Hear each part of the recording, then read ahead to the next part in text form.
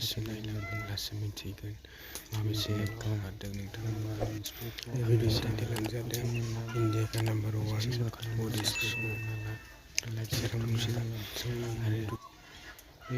चेनेलनि नामानो जाबाय जगारनि production release खालामबाय जगारनि प्रडाक्सन होनना बिथांमोननि चेनेलाव आरो गोदाननि चेनेलाव डिसप्ले होना दोनदों बिथांमोननि चेनेलखौ नायनो हासै आरो बिथांमोननि चेनेलाव गोदानै हाबनानै फैदोंब्ला बिथांमोननि चेनेलखौ साबस्क्राइब खालामना गालां लाइक शेयार खालामना हो आरो आं बे भिडिअखौ डिसक्रिपसनाव लिंकखौ होना दोनदों नोंथांमोना डिसक्रिपसनाव